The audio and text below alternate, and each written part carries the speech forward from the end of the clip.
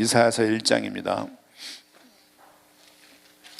오늘의 말씀의 제목은 이사야서에 무엇이 기록되고 어떻게 읽을 것인가 라는 큰 어떤 대주제 속에서 어떤 유다 멸망의 예언, 그런 좀 소제목을 가지고 말씀을 좀 보도록 하겠습니다. 유다 멸망의 이유가 무엇이고 왜 이사야서 66장으로 구성되어 있습니다. 39권까지 구약적인 성격을 가지고 있고, 또 나머지 40장부터 66장 27권은 신약적인 성격을 가지고 있는 우리 어떤 성경 구조, 전체 구조하고 어떤 비슷한 구조를 가지고 있다, 이렇게 말씀을 좀 드릴 수 있고요. 특별히 이사야서에는 구원이랄지 구속이랄지, 또 어떤 놀라게 한다는 표현이랄지, 아니면 화했을진저 이런 표현들이 많이 나온다고 말씀을 드렸고, 또 성경을 또 쭉 보다 보니까 거룩한 자 이런 내용들이 또 많이 나와요. 거룩한 자. 그래서 많이 나온다는 얘기는 성경 전체에서 그 단어가 제일 많이 나온다는 얘기예요, 거의. 그래서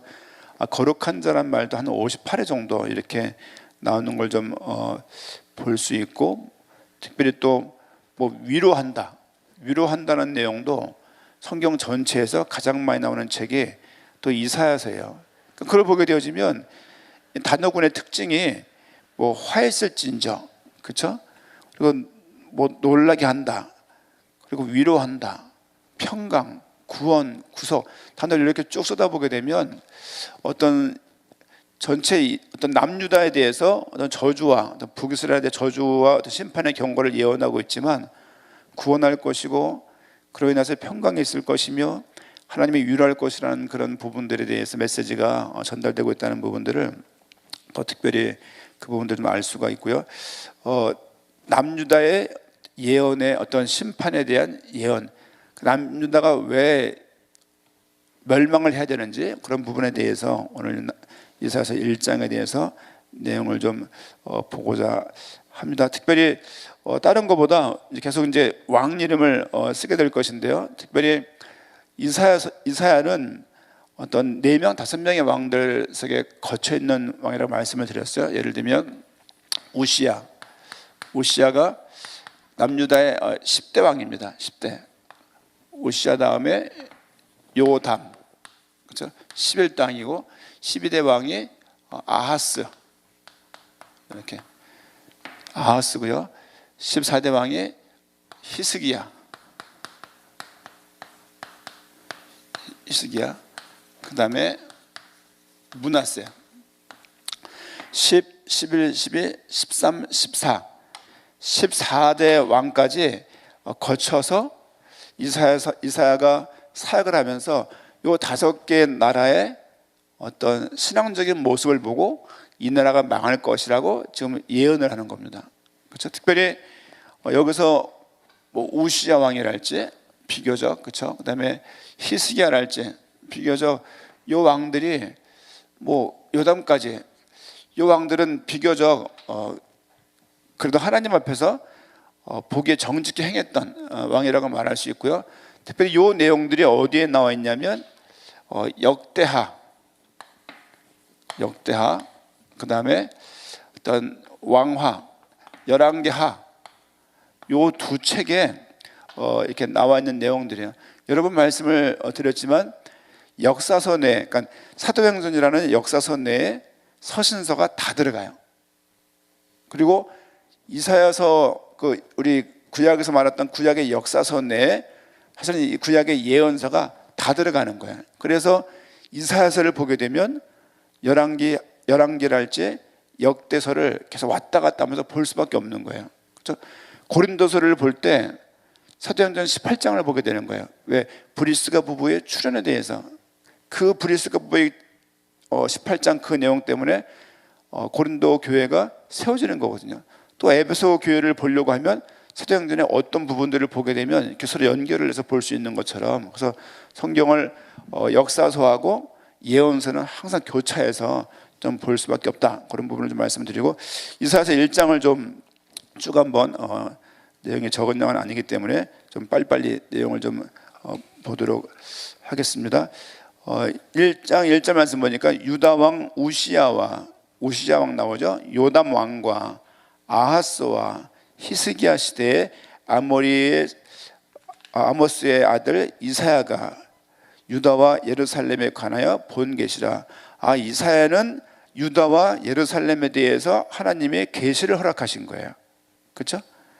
그리고 하늘이여 들으라, 땅이여 귀를 기울이라. 여호와께서 말씀하시기를 내가 자식을 양육하였거늘 그들이 어떻게 했습니까? 나를 거역했다, 배반했다 나오죠. 소는 그 임자를 알고 나귀는 그 주인의 구유를 알건만은 이스라엘은 알지 못하고 나의 백성은 깨닫지 못하는도다 라고 말하고 있고요.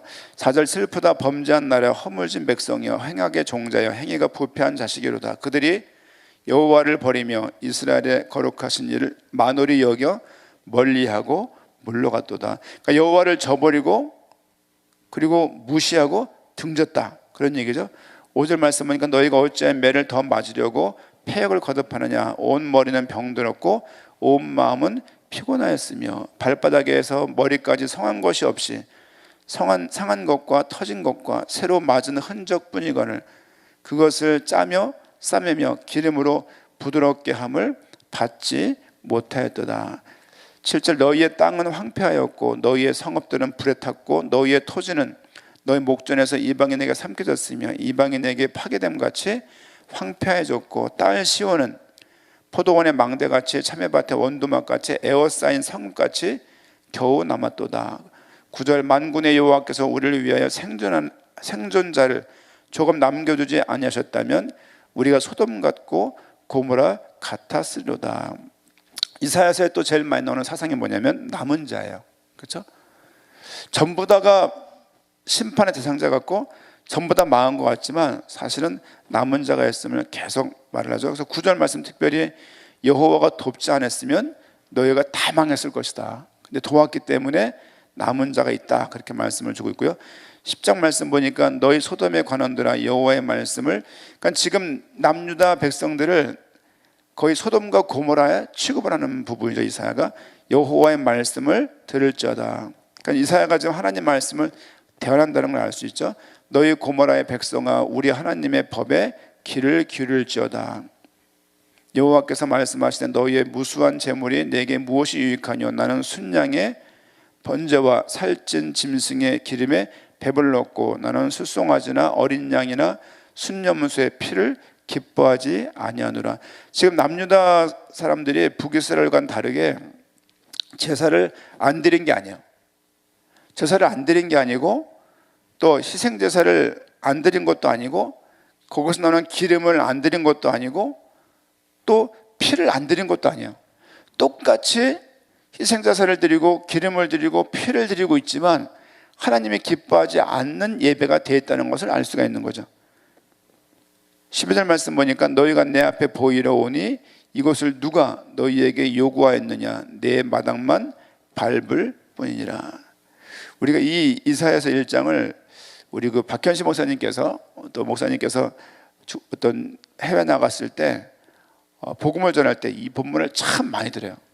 많이 들어가지고 그 상태에서 은이 뭐 찌꺼기가 생기고 이렇게 막 그런 말씀하시면서 이 이사야서 본문을 많이 드는데 사실은 잘 보게 되면 그 이유가 뭐냐면 요 나라들의, 그렇죠? 우시야부터 요 므낫세까지, 물론 므낫세 때 이사야가 죽지만 사실은 우시야, 요담, 아하스, 히스기야 때 범했던 그들의 어떤 범죄 때문에 남유다를 꾸짖는 그런 내용인 거예요. 사실은요.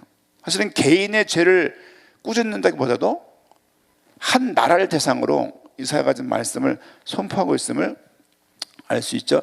13절 말씀 보니까 헛된 재물을 다시 가져오지 말라. 그렇죠?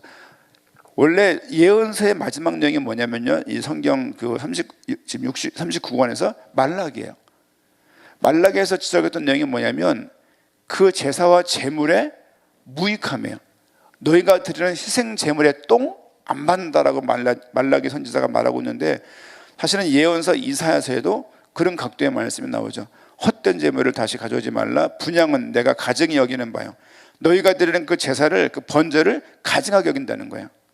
월삭과 안식일과 대회로 모이는 것도 그러하니 사실은 모임도 있고 만남도 있고 예배도 있고 집회도 있고 다 있는 거예요. 다 있지만 너희가 드리는 그것을 헛된 제물이다. 그러하니 성애와 아울러 악을 행하는 것을 내가 견디지 못하겠노라. 내 마음이 너희의 월삭과 정한 절기를 싫어하나니 그것이 내게 무거운 짐이라. 내가 지기에 곤비하였느니라. 그러니까 너희가 절기를 지키고 모든 걸 다 하고 있지만 너희 제사 안 받는다, 그런 내용입니다. 다른 말로 말하면 거짓 예배, 그렇죠? 종교적인 예배에 대해서 계속 지금 이사야가 꾸짖는 것을 볼 수 있죠.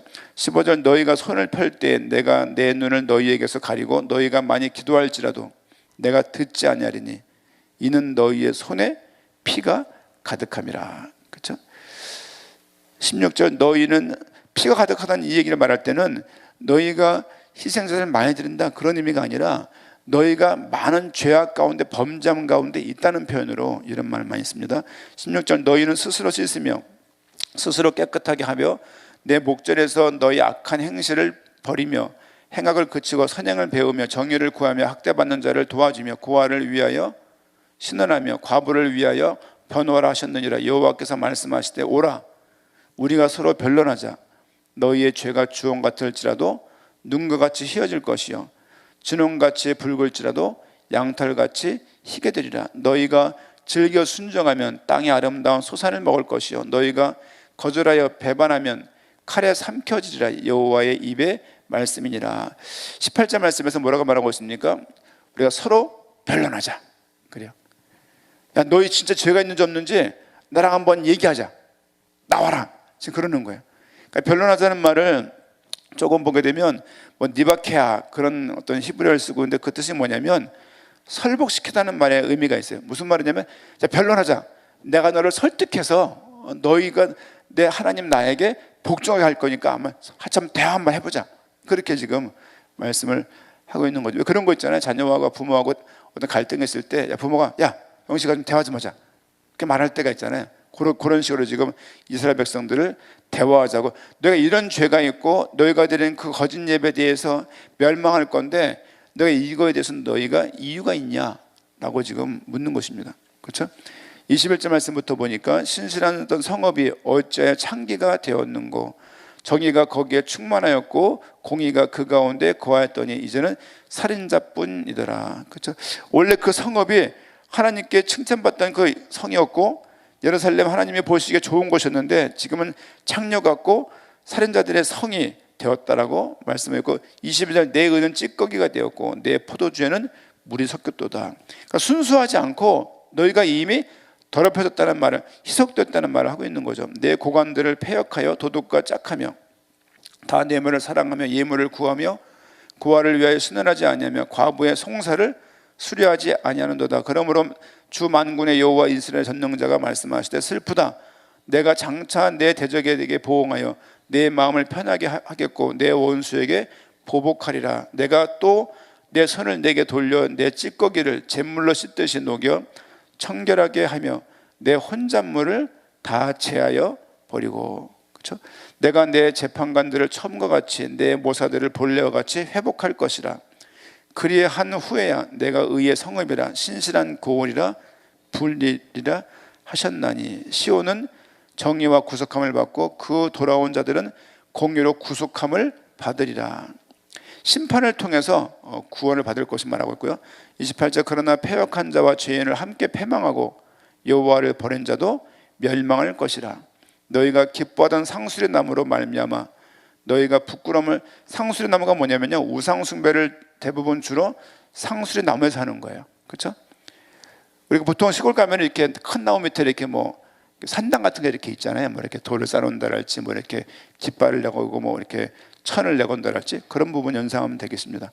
상수리 나무로 말미암아 너희가 부끄러움을 당할 것이요 너희가 택한 동산으로 말미암아 수치를 당할 것이요 것이며 너희는 잎사귀 마른 상수리 나무가 같을 것이요 물 없는 동산 같으리니 강한 자는 사모라기 같고, 그러니까 나무 조각 같고, 그런 얘기죠. 그의 행위는 불티 같아서 함께 탈 것이나 끌 사람이 없으리라. 불이 붙을 것인데, 그렇죠? 강한 자는 뭐냐면 우상 숭배, 우상의 우상. 우상은 나무 조각 같겠다, 그런 말이고, 그 우상 숭배는 그 행위는 불티 같고, 그렇죠? 함께 탈 것이나 끌 사람이 없을 것이다. 이게 무슨 말이냐면 하나님께서 너희를 심판할 것이다. 전체적인 내용이. 특별히 26절 말씀 보니까 내가 내 재판관들을 처음과 같이 내 모사들을 본래와 같이 회복할 것이라. 이건 뭐냐면 몇백 년 한 2, 300년 뒤에 있을 에스라와 스룹바벨 그들이 와서 회복할 그 내용들을 또 예언도 하고 있는 거예요. 그래서 이 1장의 내용을 보게 되면 제목을 뭐라고 정할 수 있냐면요, 어떤 남유다의 어떤 멸망, 남유다의 어떤 심판, 그렇죠? 이 부분에 대한 예언이죠, 예언. 왜 남유다의 멸망을 예언하고 있냐? 크게 보게 되면 우상숭배예요. 우상숭배. 또 뭡니까? 형식화된 종교적 예배. 그렇죠? 이미 하나님에 대해서 사람이 키우면 동물도 사람을 알아보는데 너희는 지금 나 여호와를 잊어버렸다 라고 지금 말씀하고 있는 것이고, 꼭 기억해야 될 것이 신명기를 항상 기억하세요. 모세경을 항상 기억하세요. 왜냐하면 너희가 순종하면 복을 받고 순종하지 않으면 저주받는다는 것이 신명기에서 말하고 있는 그 내용이에요. 이 내용을 모든 역사서 모든 왕들이 그걸 기억해야 됐고, 모든 선지자가 그 기준으로 사실을 시대를 바라보고 있는 거예요. 그래서 신명기적 역사관, 신명기적인 입장에서 모든 것들이 진행되고 있다는 것을 좀 보시면 내용이 좀 될 것이고, 한번 그 왕들이 어땠는지를 잠깐 보겠습니다. 우리 역대하 한번 넘어가서 보겠습니다. 역대하, 열왕기상하, 역대상하, 역대하 26장입니다. 역대상은 사무엘상을 말하고, 역대하는 열왕기상, 열왕기하를 말한다고 말씀을 드렸어요. 그래서 역대하 26장을 통해서 우시야 왕이 어땠는지 잠깐 좀 보고 오늘을 좀 내용을 마칠까 합니다. 역대하 26장 1절 말씀 보니까, 오늘 본문은 이사야서 1장에 되는 거고요. 역대하 26장 1절, 유다왕, 눈을 한번 쭉 따라와 보세요. 유다왕 온 백성인 나이가 16세 된 우시야를 세워 그의 아버지의 아마샤를 대신하여 왕으로 삼으니. 즉 우시야 앞에는 아마샤라는 사람이 왕이었습니다. 그렇죠? 또 우리 우시야는 뭐 아사야 이런 말로 사실 이름이 좀 이렇게 이름이 두 개 이렇게 있었어요. 이렇게. 그렇죠? 그러니까 이게 이 열왕기상하나 역대상하나 보다 뭐 어떻게 힘드냐면요, 이름이 힘들어요. 그분 같고 이 사람 같아가지고 나중에 포기하게 되는데, 좀 내용을 잘 보면서 우시야는 16세에 왕이 되었다. 그렇죠? 쭉 내려가서 4절 말씀 보니까, 우시야가 그의 아버지 아마샤의 모든 행위대로 여호와 보시기에 정직하게 행하며 하나님의 묵시를 밝히 하는 스가랴가 사는 날에, 스가랴는 선지자입니다. 그렇죠? 스가랴가 사는 날 동안에 우시야가 또 왕이었던 거죠. 그래서 스가랴를 많이 의지했던 그런 부분들 말하고 있는 것 같고요. 스가랴가 사는 날에 하나님을 찾았고 그가 여호와를 찾을 동안에는 하나님의 형통하게 하셨더라. 그러니까 우시야는 비교적 하나님 앞에서 정직하였고 여호와 보시기에 좋았던 왕이에요. 그렇죠? 6절, 우시야가 나아가서 블레셋 사람들과 싸우고 가드 성벽과 야분의 성벽과 아스돗 성벽을 헐고 아스돗 땅과 블레셋 사람들 가운데서 성읍들을 건축하며, 지금 자기 나라를 침략했던 블레셋 그 주변 국가에 대해서 응징하는 그런 우시야의 모습을 보고, 그만큼 나라가 어떤 국력이 강했다, 그 왕 때, 그런 얘기고요.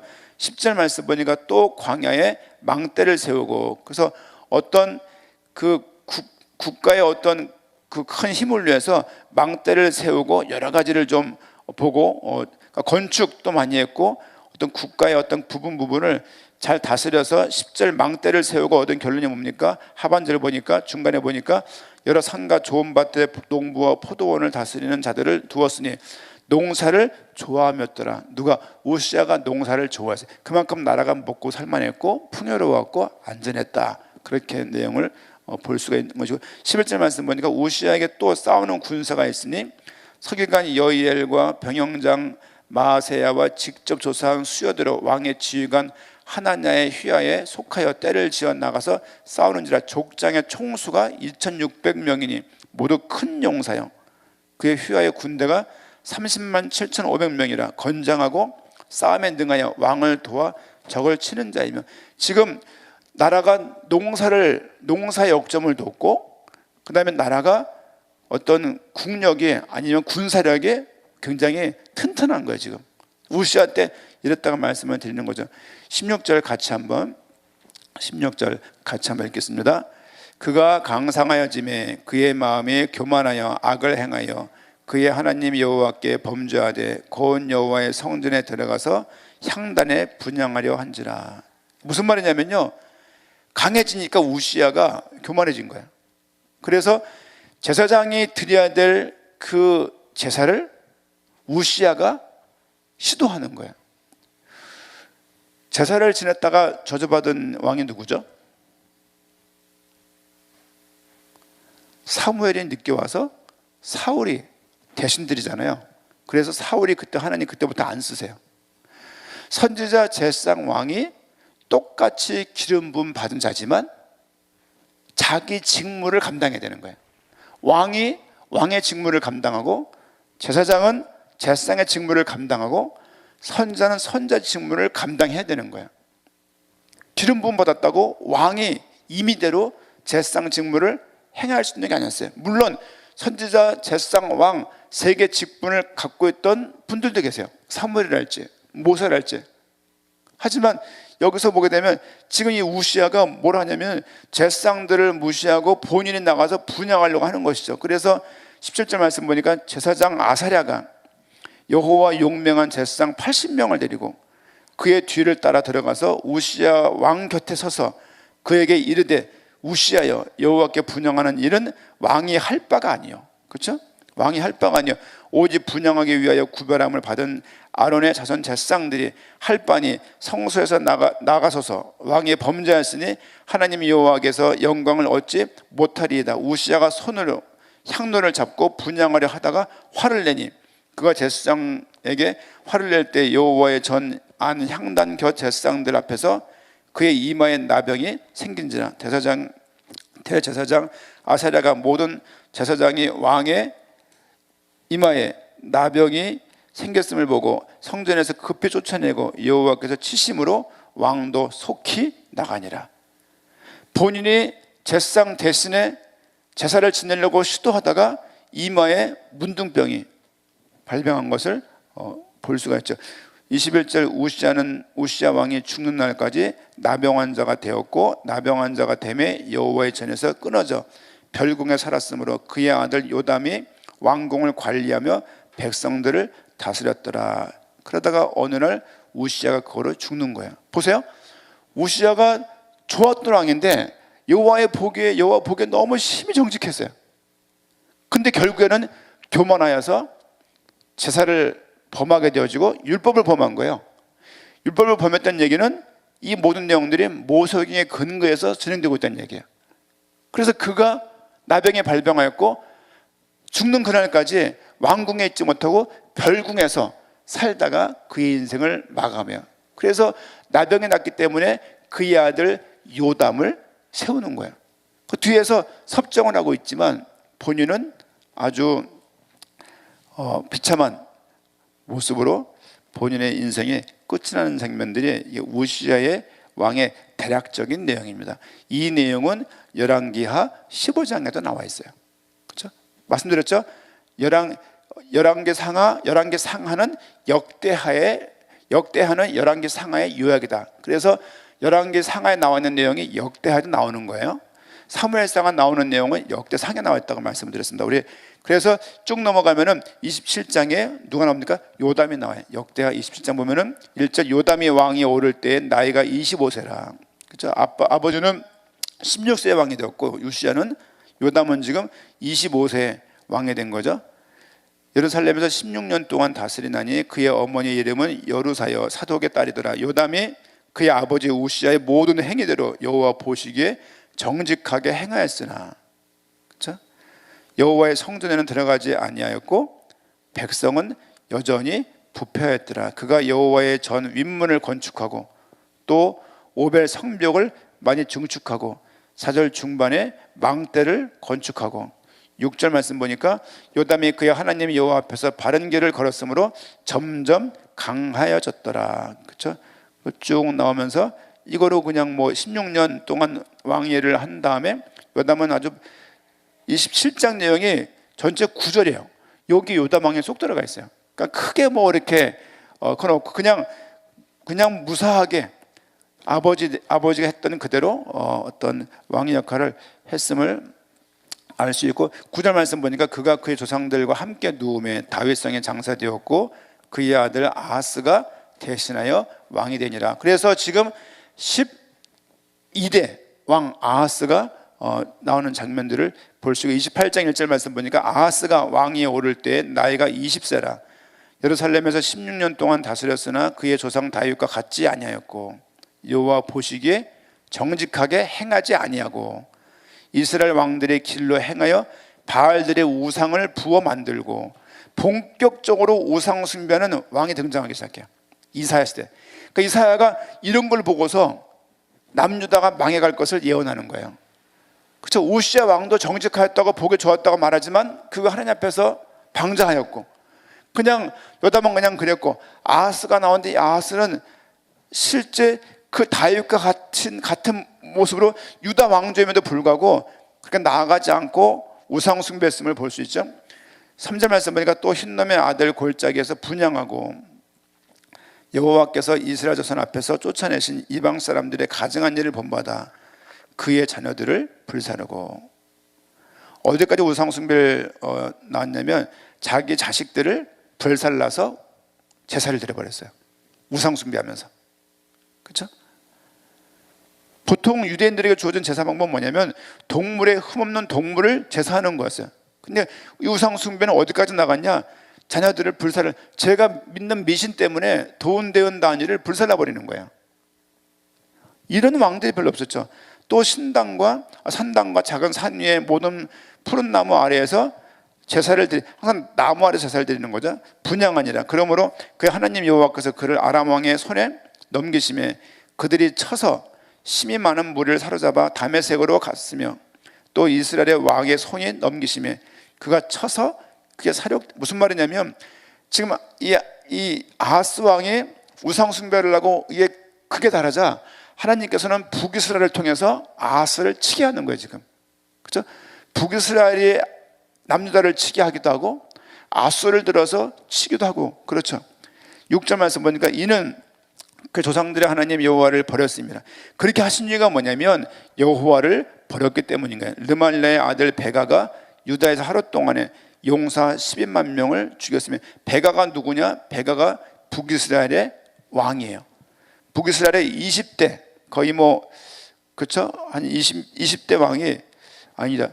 한 19대 18대 왕이 북이스라엘 왕인데, 그 왕이 와서 사실은 남유다를 쳐서 12만 명의 군인들이 죽었음을 말을 하고 있습니다. 쭉 넘어가서 우리 16절, 28장 16절, 그때 아하스 왕이 아수르 왕에게 사람을 보내어 도와주기를, 지금 북이스라엘이 남유다를 공격하니까 남유다의 왕인 아하스는 지금 아수르에게, 지금 이방인들에게 도움을 요청하는 거예요.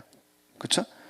17절, 이는 에돔 사람들이 다시 와서 유다를 치고 그의 백성을 사로잡았으면서, 계속 지금 다른 나라에서, 사실은 죄는 우상 숭배인데 하나님은 계속 다른 나라를 통해서 그들을 심판케 하시는 거죠.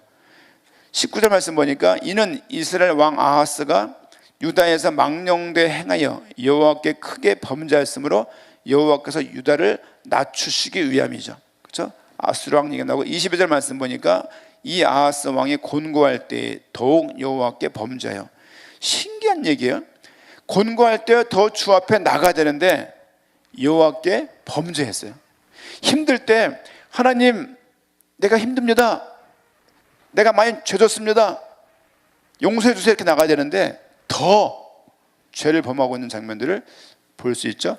24절, 아하스가 하나님의 전의 기구들을 모아 하나님의 전의 기구들을 부수고 또 여호와의 전 문들을 닫고 예루살렘 구성마다 제단을 쌓고 유다 각 성읍에 산당을 세워 다른 신에게 분향하여 그 조상들의 하나님 여호와를 진노하게 하였더라. 그렇죠? 계속 하나님으로부터 진노하게끔, 이 진노할 때마다 이 말씀을 대언한 사람이 누구냐? 그게 이사야인 거예요. 그렇죠? 이사야가 나가서 계속 틀렸음을 목숨을 걸고 말씀을 전달하는 것이지만 사실은 그 말씀을 안 듣는 거죠. 27절 말씀 보니까 아하스가 그의 조상들과 함께 누우매 이스라엘 왕들이 묘실에 들이지 않냐고 예루살렘 성에 장사하였더라. 그의 아들 히스기야가 대신하여 왕이 되니라. 히스기야가 또 이어짐을 알 수 있죠. 그렇죠? 29장 1절 히스기야 왕이 오를 때 나이가 25세라. 16세, 25세 보통 그렇죠. 예루살렘에서 29년 동안 다스리니라. 그의 어머니의 이름은 아비야요 스가랴의 딸이더라. 히스기야가 그의 조상 다윗의 모든 행실과 같이 여호와 보시기에 정직하게 행하여. 히스기야가 어떤 왕이었는지를 우리 우시야처럼 요담처럼 보시기에 죄는 지었지만 여호와 보시기에 정직하였다라고 이렇게 역사에서 기록되고 있는 것이죠. 쭉 보니까 3절 첫째 달에 여호와의 전 문들을 열고, 지금 아하스는 예배 제사를 못하게 닫아버렸는데 히스기야는 다시 여는 거예요. 그렇죠? 부모는 그 애비는 주 앞에서 범죄했는데 그 아들은 주 앞에서 보기 심히 좋은 거예요. 참 신기하죠? 3절 첫째 달에 여호와의 전문들을 열고 수리하고 제사장들과 레위 사람들을 동쪽 광장에 모으고 그들에게 이르되 레위 사람들아 내 말을 들으라. 이제 너희는 성결하게 하고 또 너희 조상들의 하나님 여호와의 전을 성결하게 하여 그 더러운 것을 성소에서 없애라. 우리 조상들의 범죄하여 우리 하나님 여호와 보시기에 악을 행하여 하나님 버리고 얼굴을 돌려 여호와의 성소를 등지고. 그렇죠? 7절 말씀 보니까 또 낭실문을 닫으며 등불을 끄고 성소에서 분향하지 아니하며 이스라엘의 하나님께 번제를 드리지 아니하므로 여호와께서 유다와 예루살렘에 진노하시고 내버리사 두려움과 놀람과 비웃음거리가 되게 하신 것을 너희가 똑똑히 보는 바라. 지금 히스기야 뭘 보고 있냐면 북이스라엘과 남유다가 저주를 받고 심판에 이르는 이 이유가 무엇 때문인지를 알고 있는 거예요. 그렇죠? 부모가 불신앙하는데 새끼에게 하나님이 은혜를 주시는 거예요. 그렇죠? 7절 말씀, 8절 말씀 보니까 9절 말씀 보니까 이로 말미암아 우리 조상들의 칼에 엎드려지며 우리의 자녀와 아내들이 사로잡혔느니라. 쭉 하면서 그 우리가 더 주 앞에 나갈 것을 쭉 말하는 장면들. 20절 말씀 보니까 히스기야 왕이 일찍 일어나 성읍의 귀인들을 모아 여호와의 전에 올라가서 숫송아지 7마리와 순양 7마리와 어린 양 7마리와 순염소 7마리를 끌어다가 나라와 성소와 유다를 위하여 속죄물로 삼고 아론의 자손 제사장들을 명령하여 여호와의 제단에 드리게 하니 이에 숫소를 잡음에 제사장들이 그 피를 받아 제단에 뿌리고 또 순양들을 잡음에 그 피를 제단에 뿌리고 또 어린 양들을 잡음에 그 피를 제단에 뿌리고 다시 주 앞에서 희생제사를 드리는 장면들이 나오죠. 24절 같이 한번 읽겠습니다. 제사장들이 잡아 그 피를 속죄제로 삼아 제단에 드려 온 이스라엘을 위하여 속죄하니 이는 왕의 명령하여 온 이스라엘을 위하여 번제와 속죄제를 드리게 하였습니다. 다시 히스기야가 제사를 예배를 회복했음을 알 수 있고 30절 말씀 29절 말씀 보니까 제사를 드리기를 마침에 왕과 그와 함께 있는 자들이 다 엎드려 경배하니라. 히스기야 왕이 귀인들과 더불어 레위 사람을 명령하여 다윗과 선견자 아삽의 시로 여호와로 찬송하게 하며 그들이 즐거움으로 찬송하고 몸을 굽혀 예배하니라. 아삽의 시로 여호와를 찬송했다는 말이 있죠. 시편을 보게 되면 아삽의 지은 시가 많이 있어요. 그렇죠? 그런 내용을 볼 수 있고요. 34절 말씀 보니까 그런데 제사장이 부족하여 그 모든 번제 짐승들이 가죽을 능히 벗기지 못하는 거로 그의 형제 레위 사람들이 그 일을 마치기까지 돕고 다른 제사장들이 성결하게 하기까지 기다렸으니 이는 레위 사람들이 성결하게 함이 제사장들보다 성심이 있었습니다. 무슨 말이냐면 제사장들이 많이 떠났어요. 이런저런 범죄함으로. 그러니까 제사장들이 무너지니까 나라가 무너지는 거예요. 의미가 크죠? 그런데 레위인들이 더 제사장들보다 성심을 다해서 그 일을 섬기는 일이, 그러니까 레위인들이 제사장들보다 더 거룩함으로 나가는 일들이 벌어지는 것이죠. 번제 화목제 기름과 각 번제에 속한 전제들이 많더라. 이와 같이 여호와의 전에서 섬기는 일이 순서대로 갖추어지니라. 이 일이 갑자기 되었으나 하나님께서 백성을 위하여 예비하셨으므로 히스기야가 백성과 더불어 기뻐했더라 하면서 30장 1절 하반절에 여호와를 위하여 유월절을 지키는 장면이 나오고요. 그렇죠?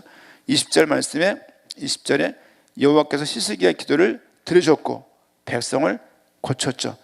22절 히스기야는 여호와를 섬기는 일에 능숙한 모든 레위 사람들을 위로하였더라.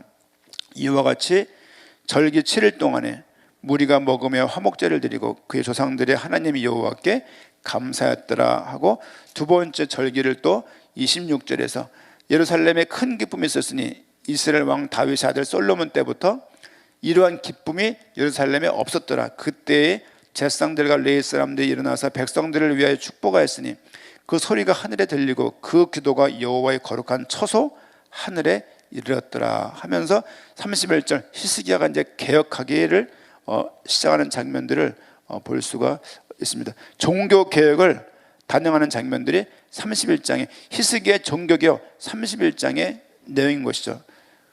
20절 말씀 보니까 히스기야가 온 유다에 이같이 행하되 그의 하나님 여호와 보시기에 선과 정의와 진실함으로 행하였으니 그가 행하는 모든 일 곧 하나님의 전에 수종드는 일이나 율법이나 계명이나 그의 하나님을 찾고 한 마음으로 행하여 형통하였더라. 히스기야 시대의 내용이 제일 길어요. 그렇죠?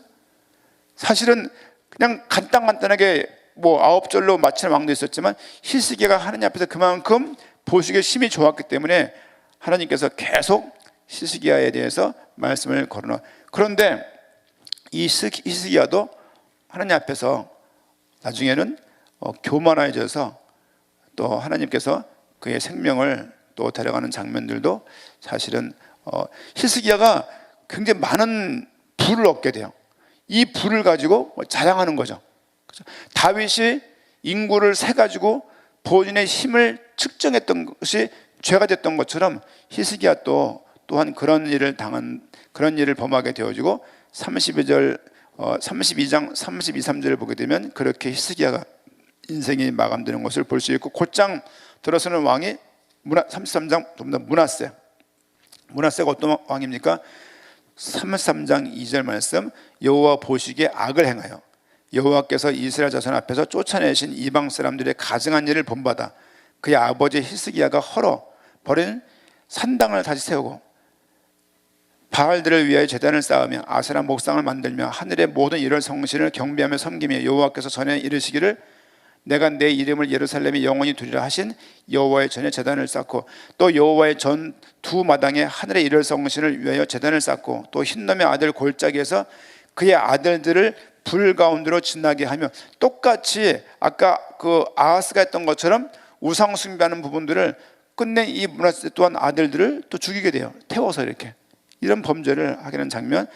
7절 말씀 보니까 또 자기가 만든 아로색의 목상을 하나님의 전에 세웠더라. 옛적에 하나님이 이 성전에 대하여 다윗과 그의 아들 솔로몬에게 이르시기를 내가 이스라엘 모든 지파 중에서 택한 이 성전과 예루살렘에 내 이름을 영원히 둘지라. 만일 이 이스라엘 사람이 내가 명령한 일들 곧 모세를 통하여 전한 모든 율법과 율례를 규례를 지켜 행하면 내가 그들의 발로 다시는 그의 조상들에게 정하여 준 땅에서 옮기지 않게 하리라 하셨으나, 사실은 그렇게 행하지 않고 우상 숭배하는 장면이 극도로 치닫는 사람이 누구냐? 므낫세 왕입니다. 10절 말씀, 여호와께서 므낫세와 그의 백성에게 이르셨으나 그들이 듣지 않고, 그렇죠? 끝내 그들도 하나님께 바벨론으로 므낫세 왕이 잡혀가요. 11절 12절 그가 므낫세 왕이 환난을 당하여 그의 하나님 여호와께 간구하고 그 조상들의 하나님 앞에 크게 겸손하여 기도하였으므로 하나님의 그의 기도를 받으시며 그의 간구를 들으시사 그가 예루살렘에 돌아와서 다시 왕위에 앉게 하심에 므낫세가 그제서야 여호와께 하나님이신 줄을 알았더라 하면서 17절 말씀 33장 같이 읽겠습니다. 백성이 그의 하나님 여호와께만 제사를 드렸으나 아직도 산당에서 제사를 드렸더라. 그렇게 하면서 므낫세 또한 사라집니다. 어떠세요 느낌이? 전부 다 왕들이 계속 좋다가도 교만해서 범죄하고 그냥 뭐 그렇고 주로 주 앞에서 계속 범죄하는 장면이거나 아니면 교만이란 말이 계속 나와요. 여호와 앞에서 순종하지 않고 교만했던, 결국에 교만해졌던, 너무 좋은 왕이었지만 주 앞에서 교만해졌던 히스기야랄지, 또 너무 하나님께서 큰 축복받았지만 교만해서 제사를 드리려고 했던 우시야랄지, 본격적으로 악했던 아하스 왕이랄지, 더 악했던 므낫세 왕이랄지, 그들의 회개와 뉘우침이 있었지만 하나님께서는 이스라엘을 통해서 이런 이유로 유다가 멸망할 것을 하나님께서 말씀을 주시는 거예요. 그 말씀을 대언한 내용이 오늘 이사야서 1장이에요. 그 내용을 왜 말하게 되었냐? 이 왕들의 모습 때문에, 이 왕들의 이 모습 때문에 북이스라엘은 이미 망한 것이 확정되었고, 그렇죠? 지금 남유다 또한 북이스라엘과 좀 격차할 시간을 두겠지만 똑같이 이 나라가 망할 것임을 말하고 있는 장면이 이사야서 1장의 내용입니다. 유다의 죄악과 심판에 대해서 왜 망했냐? 우상숭배. 왜 망했냐? 순종치 않으며. 왜 망했냐? 하나님 말씀에 대해서 계속 말씀을 따라가다 어느 순간에 자기 임의대로 일을 행하게 되는 거예요. 뭐 많은 해석을 안 했습니다만은 생각을 해보세요. 우리 인생 속에서도 주님이 허락하시는 은혜가 있을 때 감사해야 돼요. 근데 어느 순간에 마음이 쭉 높아져 갖고 어느 순간에 여호와를 향했던 자세랄지 주를 향했던 마음들이 헝클어질 때가 종종 있습니다. 이게 구약 때 이야기지만, 그렇죠? 구약 때 이야기지만 우리에게 주시는 그 교훈이 있을 거 아니에요. 그렇죠? 왕들이 기름 부음을 받은 자라고요. 기름 부음 받은 자들인데 이런 거예요. 그래서 백성들은 성경 통해서 계속 성경에 하나님께서 성경을 통해 뭘 말씀하고 있냐면 진짜 기름 부음 받은 자로서 참 왕이 와야 된다고 계속 말하고 있는 거예요. 남유다가 이 정도니까 북이스라엘 어떻게 이런 걸 기록을 하면서 진짜 왕이 와야 될 것을 다윗 왕이 역대상하는 특별히 포로되어서 귀환한 이후에 이스라엘의 회복을 두고 쓴 내용이라고 말씀을 드렸잖아요. 왕들이 쭉 이랬지만 하나님께서 다윗의 씨를 왕으로 세워서 나라를 회복하고 하나님 나라를 이끄실 것을 계속 말을 하고 있는 거예요. 다른 왕들에 비해서 아주 월등했던 다윗을 칭송하고 또 다윗에게 했던 그 은혜를 다룸으로써 이스라엘 백성들, 남아있던 백성들과 돌아왔던 백성들이 하나 되기를 원하는 마음 가지고 이 역대기를 써나가는 겁니다. 이 말씀들을 통해서 많은 내용을 보지 못했습니다만은 여호와의 말씀을 듣지 않게 되는 유다 백성들, 그리고 헛된 재물을 드렸던 유다 백성들, 하나님께서는 역겹고 참을 수 없고 견딜 수 없다고 말씀하셨고, 너희가 재물을 드리고 기름을 드리고 피를 드리지만 나는 반갑지 않다. 너희는 지금 마당만 밟고 있다. 너희 기도를 듣지 않겠다. 너희 눈들을 쳐다보지 않겠다. 와라, 나랑 같이 변론하자. 네가 할 말 있는지 없는지 한번 따져보자. 너희들은 이미 창녀 같은 모습이 되었고 너희들의 성은 하나님 임자는 성이 아니라 살인자들의 성이 되었고, 너희는 은이 아니라 너희는 찌꺼기가 되었고, 너희는 포도주가 아니라 물을 탄 그런 포도주가 되었고, 나는 너희를 보호하겠고 보복하겠고 너희 허물을 씻은 다음에 찌꺼기를 없애겠다. 너희가 포로되어서 가겠다는 말씀하시면서 거기서 하지만 너희가 다시 돌아올 거다. 배반한 자들은 망할 것이고 죽을 것이고 우상 숭배하면 망할 것이고 물 없는 동산처럼 될 것이다. 그리고 불타게 될 것인데 불 끌 사람이 아무도 없다. 이렇게 말씀을 요약하고 있습니다. 첫 시작이면 조금 더 부드럽게 시작할 수 있는데 이사야서는 죄를 딱 지적하고 죄에 대해서 거론하고 들어가는 거예요. 창세기 1장을 보게 되면 3장을 보게 되면 인간의 죄를 말하고 들어가잖아요. 그렇죠? 이 이사야서의 내용들을 통해서 좀 이사야 하나님께서 그 시대를 향한 말씀들이 뭐였는지를 계속 무엇이 기록되었고 어떻게 읽을 것인지를 계속 보는 그런 시간들을 갖겠습니다. 기도합니다. 하나님 감사합니다. 우리에게 은혜를 주시고 오늘도 이 말씀을 묵상하며 결국엔 순종하지 않았던 선택한 백성들의 모습을 보게 하시고 마당만 밟았던 그들의 모습 속에서 혹시 우리의 모습은 아닌지 돌아보게 하시며 예언자들의 글과 역사를 통하여서 교훈 삼아 더 주 앞에 순종하는 모습으로 나갈 수 있도록 각자 개개인들에게 은혜를 도하여 주시옵소서. 일렉의 모든 교회 교역자들과 대표자들에게 은혜를 주시옵시고 중재자들과 성도들의 하나가 되어서 여호와를 온전히 순종하며 찬양하며 섬길 수 있는 귀한 날이 되게 인담을 되어 주시옵시고 말씀에 이끌려 줄 수 있는 복된 날 되도록 은혜를 도하시며 질병 가운데 있는 주의 백성들 성도들에게 은혜를 도하시사 하나님의 그 큰 계획들을 누리며 어려운 여건과 또 문제를 당하는 자들에게 은혜를 주셔서 하나님을 더더욱 찾으며 주 앞에 더더 가까이 나아갈 수 있는 저희가 되도록 축복하여 주옵소서. 지금은 예수 그리스도의 은혜와 하나님의 사랑과 성령의 인도하심이 주의 말씀을 의지하고 말씀 가운데 인도받기 원하는 이곳에 모인 주의 백성과 관련된 교회와 관련된 나라와 대륙 위에 지금으로부터 영원까지 항상 함께 할지어다. 아멘.